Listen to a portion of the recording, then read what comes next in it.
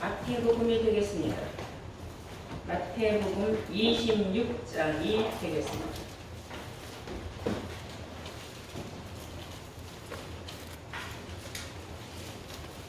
찾으신 줄 믿고 마태복음 26장 24절부터 공독을 하겠습니다.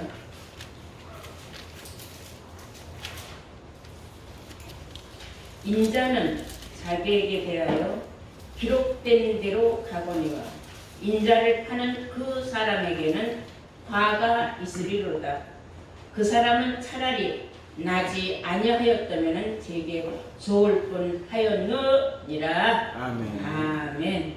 네, 허락하신 하나님의 말씀을 마태복음 26장 24절 한 절로 말씀으로 기록된 대로 이루어지는 성경, 기록된 대로 이루어지는 성경이라는 제목으로 하나님 말씀을 증거하도록 하겠습니다.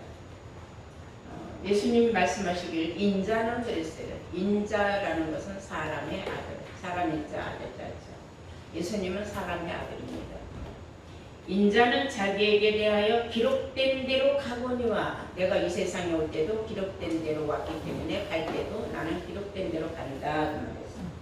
그러나 이제 문제가 있다는 거죠. 인자를 파는 그 사람, 예수를 팔아먹은 사람은 그 사람 누굴까요? 가론 유다인 줄로 믿습니다. 인자를 파는 그 사람에게는 화가 있으리로다 그랬어요. 그 화가 얼마나 무서운 화인지, 차라리 그 사람은 이 세상에 태어나지 않으면 오히려 더 좋았을 걸. 태어난 게 더 괴로웁니다. 그 말이죠. 그 정도로 예수를 팔아먹은 가론 유다는 기록된 대로 화를 받게 되어 있어요. 그러니까 성경은 기록된 대로 모든 것이 이루어지고 있었고, 이 현재도 이루어지고 앞으로 또 우리가 가는 천국길도 이루어지고 있다라는 사실을 알려면은 성경을 알아야 된다는 뜻입니다.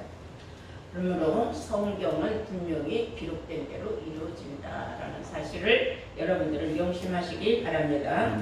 잘 아시는 바와 같이 마태복음 5장 18절에도 천지가 없어지기 전에는 율법의 1.1핵이라도 반드시 없어지지 아니하고 다 이루리라 그랬어요. 다 하나님의 모든 계획은 빠짐없이 기록된 대로 다 이루어진다 그런 말씀이에요. 또한 누가복음 8장 17절에도 숨은 것이 장차 드러나지 않을 것이 없고 감추인 것이 장차 알려지고 나타나지 않을 것이 없느니라 그랬어요. 성경에 숨겨져서 몰랐어요.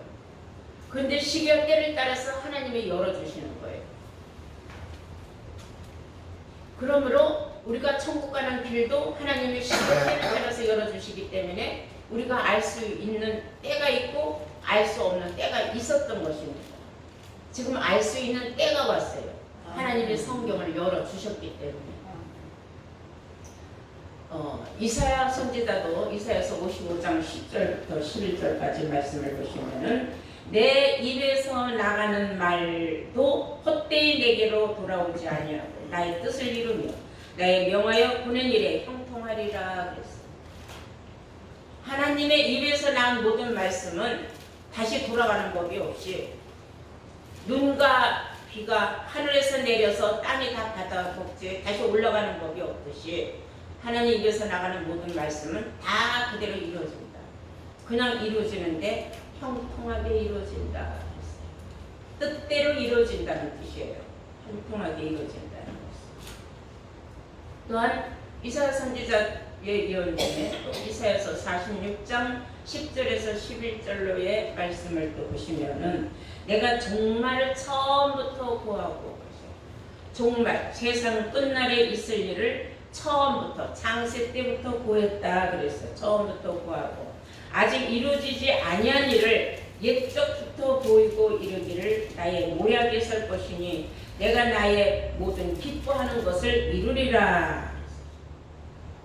하나님이 계획한 모든 일이 시기와 때를 따라서 이루어지는 것을 보시면서 하나님은 기뻐하신다 그랬어요.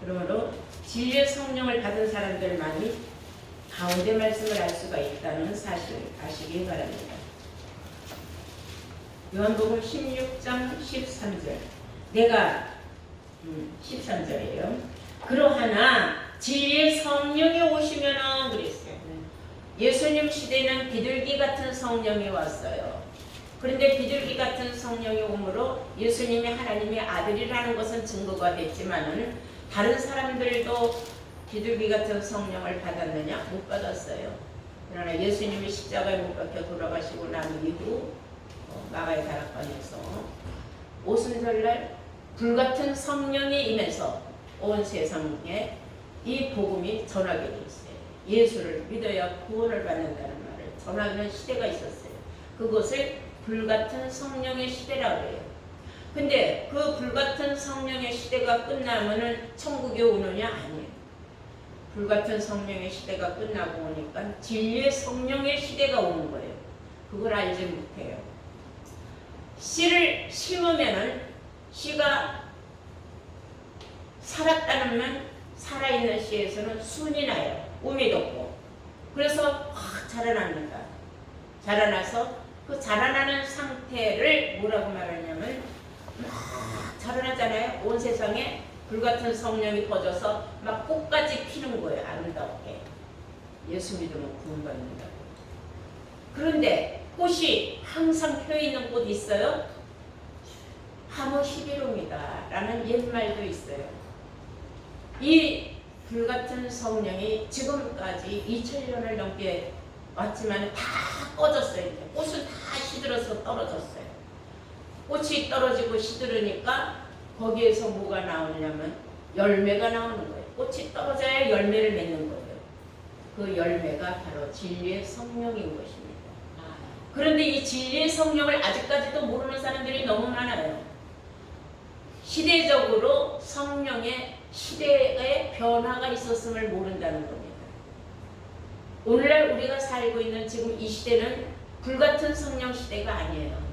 지금은 진리를 알려주는 진리의 성령 시대라는 거예요. 진리라는 건 뭐냐?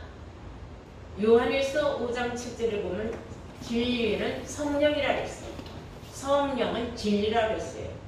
그리고 그 진리는 요한복음 17장 17절에 아버지의 말씀이 진리라고 했어요. 그러니까 말씀 성령 시대예요. 지금 그것을 진리의 성령 시대다 이렇게 말을 하는 겁니다. 많은 사람들이 알지 못하죠.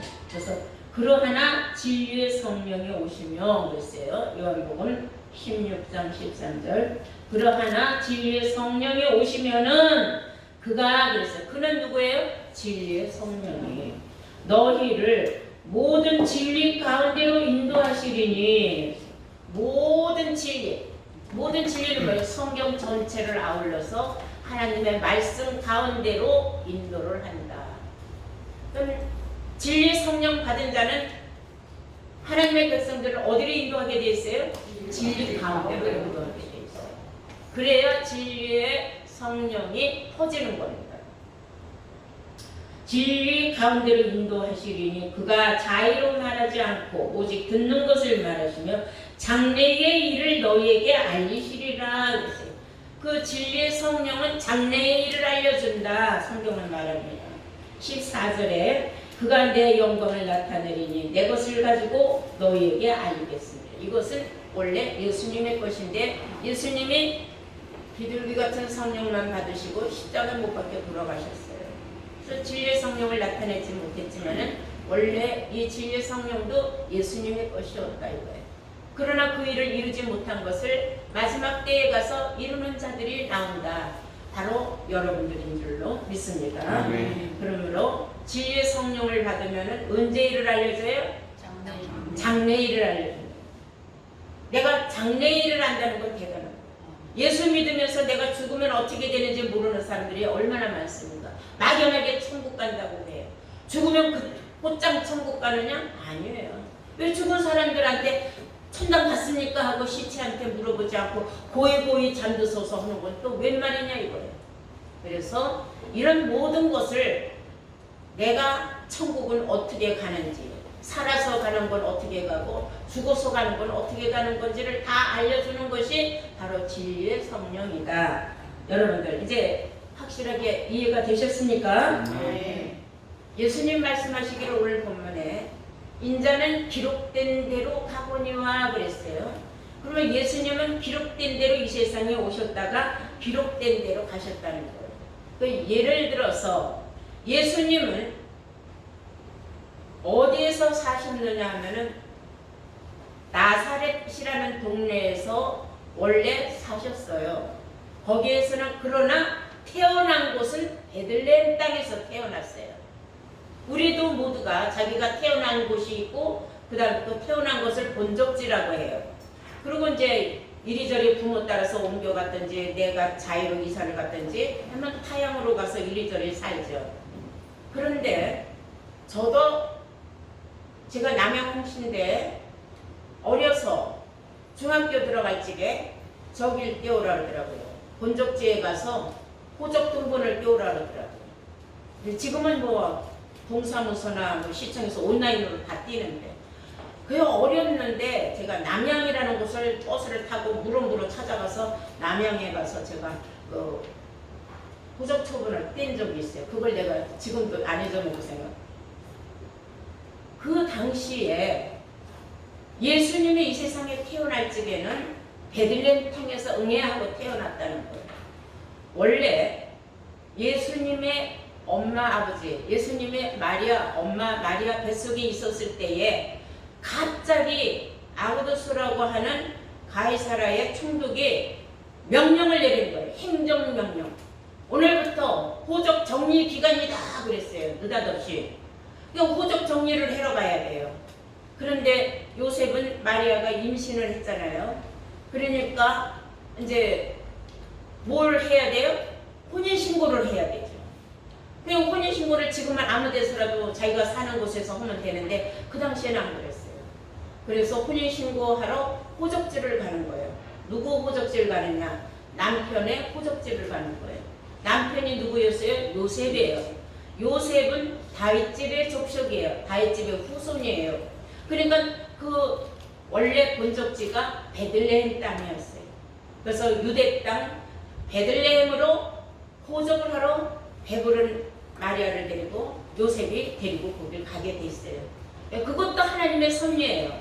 아니 갑자기 왜 호적 정리 기간을 만들었느냐 이거예요. 이 모든 것은 성경을 이루기 위함이었다는 거죠. 우리 미가서를 보면은 예수님은 베들레헴 땅에서 태어나야만 된다고 성경에 기록하고 있기 때문이에요. 미가서 5장 2절을 보시겠어요? 다 함께.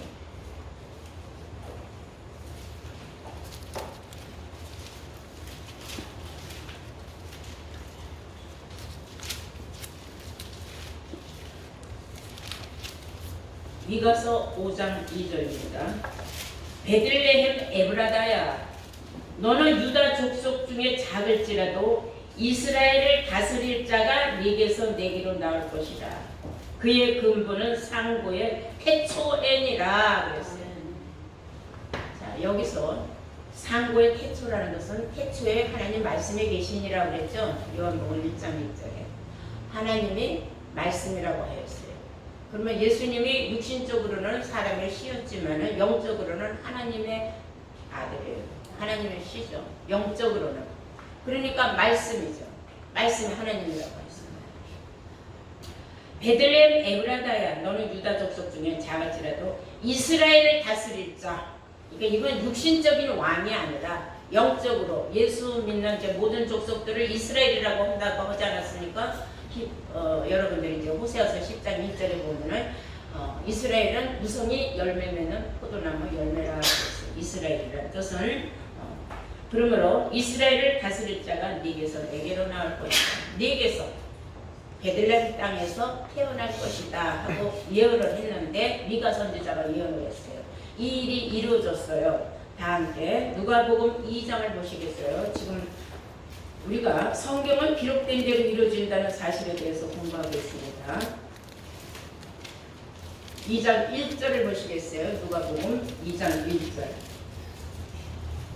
이때에 가이사의 아구수도가 가이사 아구수도가 이름이에요.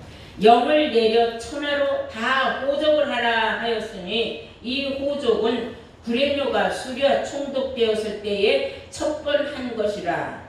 모든 사람이 호적을 하러 각각 고향으로 돌아가매 요셉도 다윗의 집 족속인 고로 갈릴리 나사렛 동네에서 유대를 향해서 베들레헴이라 하는 다윗의 동네로 그 정혼한 마리아와 함께 호적하러 올라가니 마리아가 이미 잉태되었더라. 거기 있을 그때에 해산할 날이 차서 마다들을 낳아서 강포로 싸서 구유에 뉘었으니 이는 사반에 있을 곳이 없음이로다 그랬어요.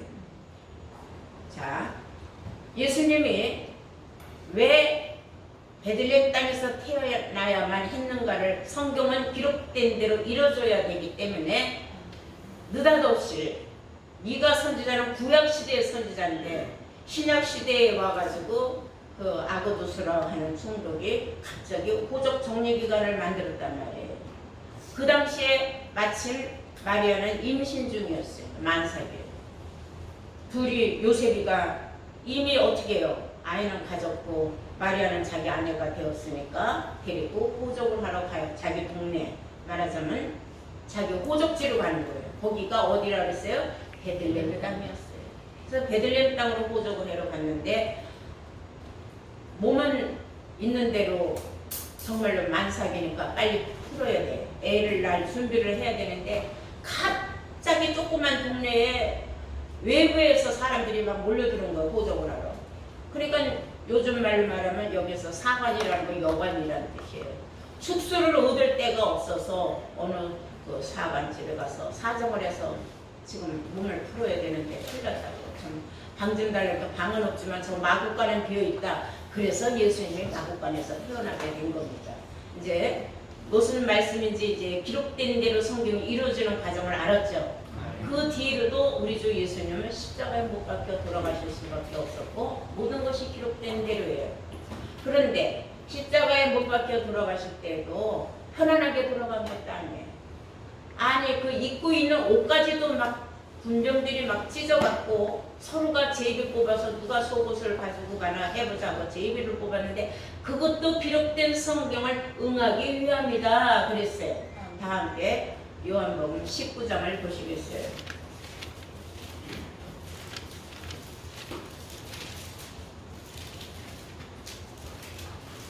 23절 보시겠습니다.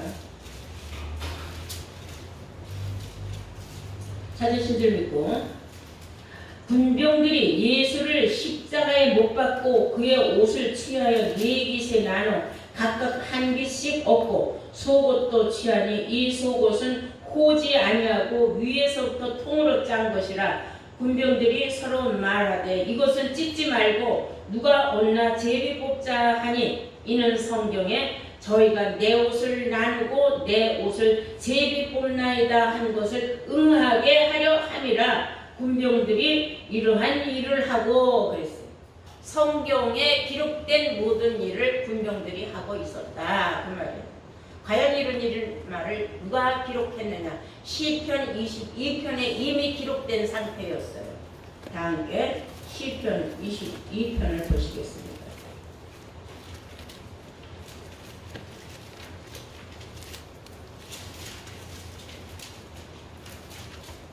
찾으신 줄 믿고 우리 모두 다 함께 16절부터 보시겠어요. 16절에 보면 개들이 나를 에워쌌으며 그랬어요. 자, 시편에는 개들이 에워쌌다 그랬어요. 근데 정말 멍멍짓는 짐승 개가 아니라 요한복음 19장에 보니까는 군병들이 에워쌌다 그랬어요. 그 군병들을 개들로 비유한 겁니다. 그래서 개들이 나를 에워쌌으며 악한 무리가 나를 둘러 내 수족을 찔렀나이다. 내가 내 모든 뼈를 셀 수 있나이다. 저희가 나를 주목하여 보고 내 겉옷을 나누며 속옷을 제비 꼽나이다. 여호와여 멀리하지 마소서. 나의 힘이시여 속히 나를 도우소서.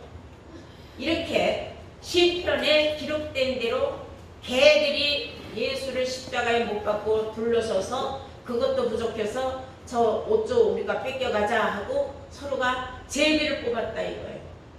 그것이 성경에 기록된 내 옷을 내 겉옷을 나누며 속옷은 제비 뽑나이다 하는 그 말씀을 이루기 위하여서 이런 일이 실상 일어났다 그 말을 요한복음 19장에 기록하고 있는 겁니다. 기록된 대로 예수님에 관해서 모든 말씀이 다 이루어졌다는 사실을 우리는 알아야 돼요.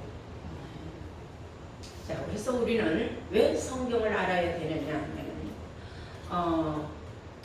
요한복음 10장 35절에 보면은 이런 말씀이 있어요. 성경은 피할 수 없나니 성경은 피할 수 없나니 하나님의 말씀을 받은 사람들은 신이라 하였거든 그랬어요. 신의 차원으로 올라가야 되는 거예요. 진리의 성령을 받은 사람들은 신의 차원이 되는 거예요. 하나님의 모든 깊은 것도 깨뜨려 볼 수 있는 성령을 받은 사람들, 즉 고린도전서 2장 10절 말씀과 같다는 것입니다.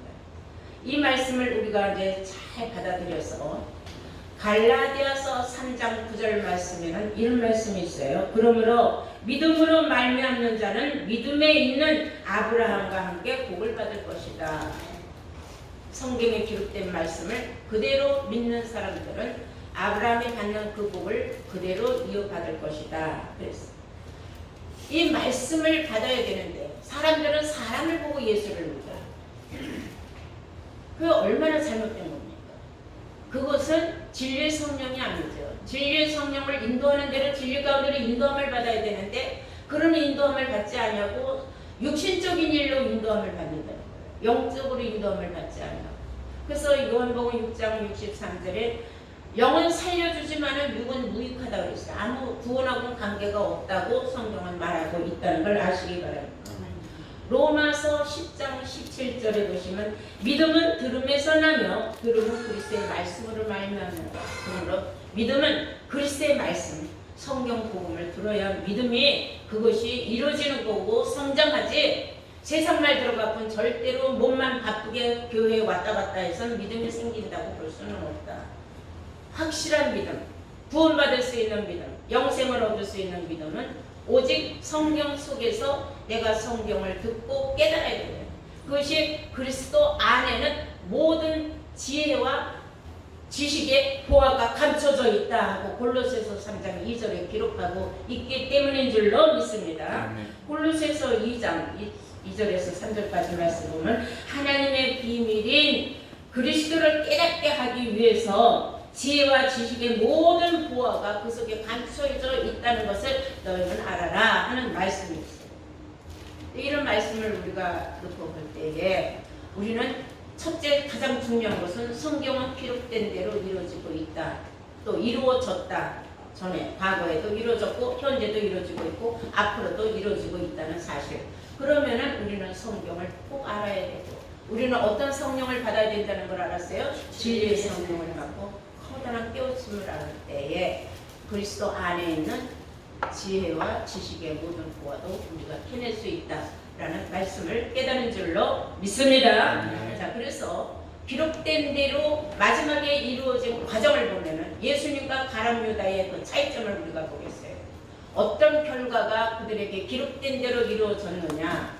예수님은 분명히 가룟 유다에게는 나를 파는 그에게는 화가 있으리로다. 차라리 세상에 태어나지 아니한만도 못하다. 그런 말을 할 정도로 어마어마한 저주를 받는 그런 삶이 될 것을 말하고 있어요. 근데 과연 그 말이 이루어졌느냐? 어디에 그런 말이 있었느냐? 이걸 우리가 알아야 돼요. 시편 107편을 보시겠어요. 109편 시편. 가룟 유다의 삶에 대해서 보겠어요. 성경에 이런 기록을 해놓았습니다. 109편에 7절부터 보시면 저가 판단을 받을 때에 죄를 지고 나오게 하시며 그 기도가 죄로 기원케 하시며 그 연수를 단축해 하시며 그 직분은 타인이 취하게 하시며 그 자녀는 고아가 되고 그 아내는 과부가 되며 그 자녀가 유리 구골하며 그 황폐한 집을 떠나 빌어먹게 하소서. 고리 대금하는 자들이 저의 소유를 다 취하게 하시며 저의 수고한 것을 외인이 탈취하게 하시며 저에게 은혜를 계속할 자가 없게 하시며 그 고아를 연연할 자도 없게 하시며 그 후사가 끊어지게 하시며 후대에 저의 이름이 도말되게 하소서. 여호와는 그 열조의 제약을 기억하시며 그 어미의 죄를 도말하지 마시고 그 죄인을 항상 여호와 앞에 있게 하시고 저가 기념을 땅에서 끊으소서.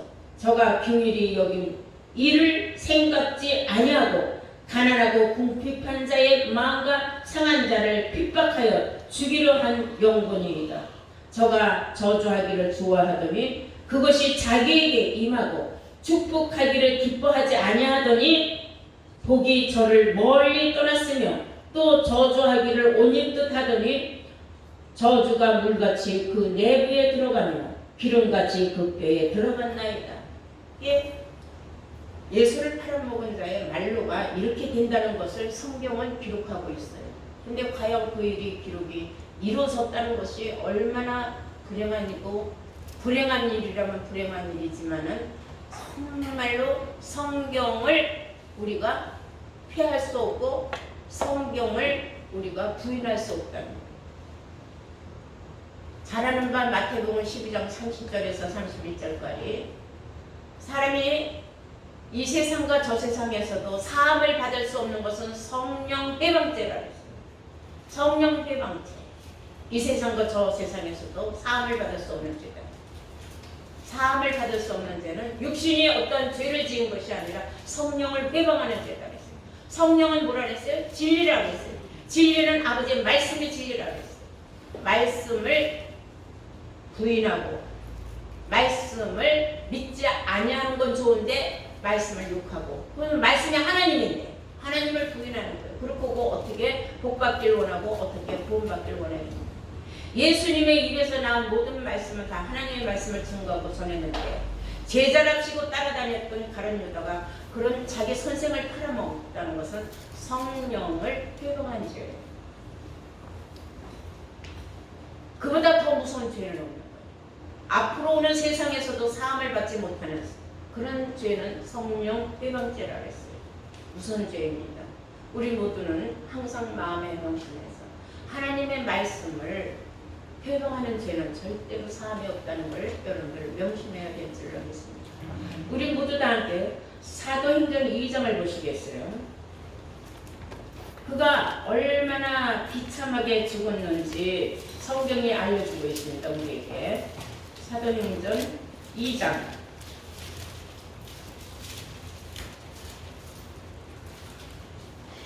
18절 보시겠습니다. 이 사람이 그랬어요.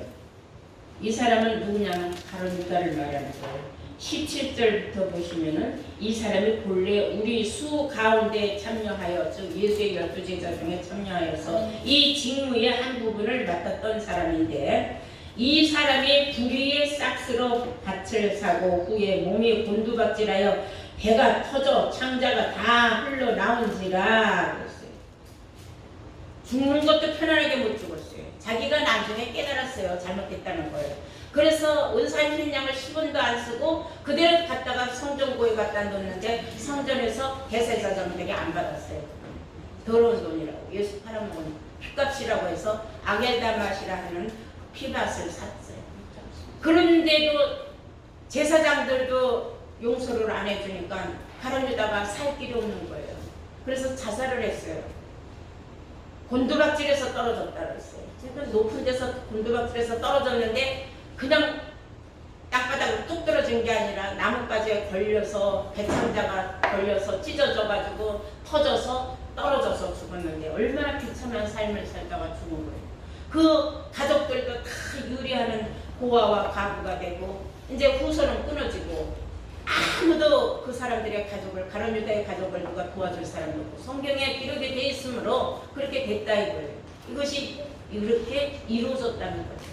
거기에 반대로 우리 주 예수님은 기록된 대로 가거니와 그랬어요. 어떻게 기록된 대로 가서 무엇을 했는가? 마지막에 히브리서 8장 1절을 보시겠어요.